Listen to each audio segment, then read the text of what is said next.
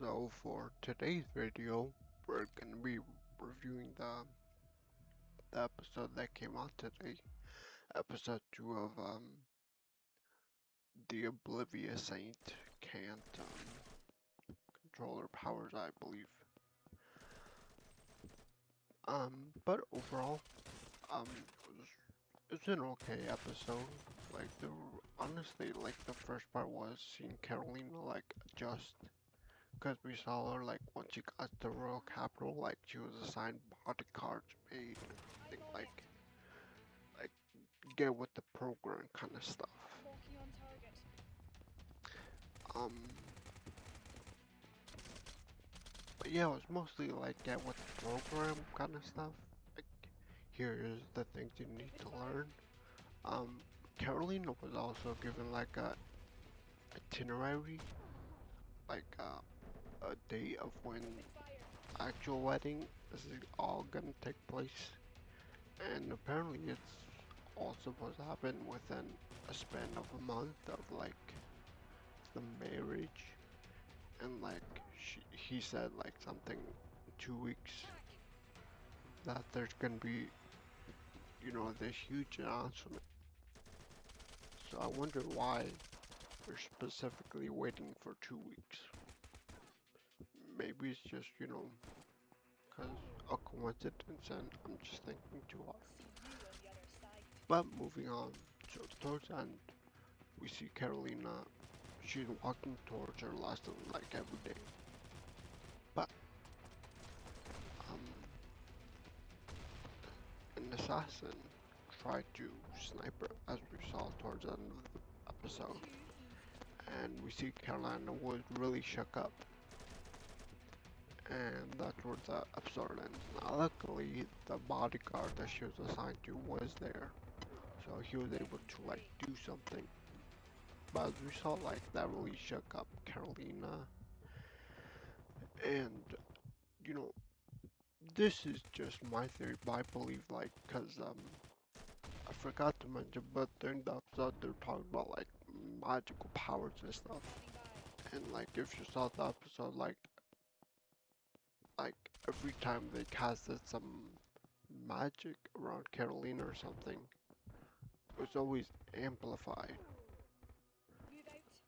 So, and then I think, like, one of the butlers, like, said something. I think, like, but I think the main character, like, kind of ignored it. But he said, like, the,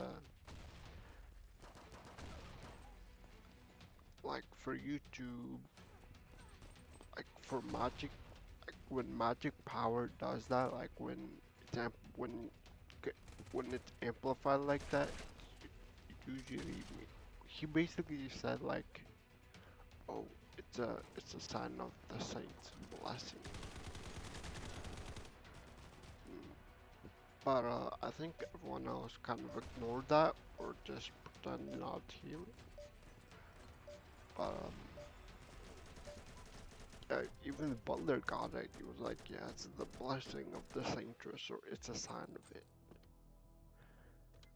So, um, yeah, the whole episode ends with Carolina almost getting one shot.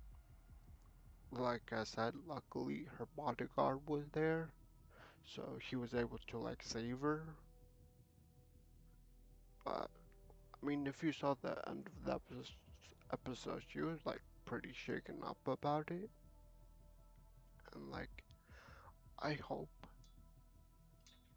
by next episode, like we get um a clear answer. Because honestly, my theory is that they probably the empire that originally like the empire that was originally her home, the one to sent her to be a sacrificial pawn, where I'm guessing kind of noticed like, oh shit, like this girl actually probably had the same power, we just missed it. And so I guess because Cause they imagine like cause if the other kingdom has the Saintress now, I can imagine that's a huge military power boost. So the Empire is afraid that the kingdom now with the Saintress at their side that they didn't know,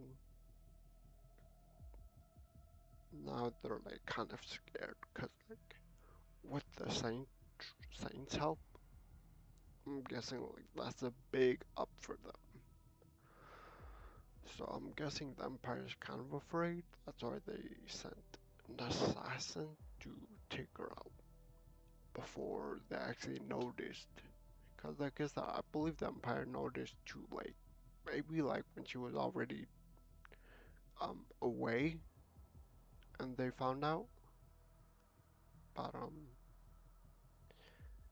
yeah, like I said, it was just a theory. But what I'm guessing, what I hope we see next episode is like the whole capture of him and like the interrogation. Cause that'll be some.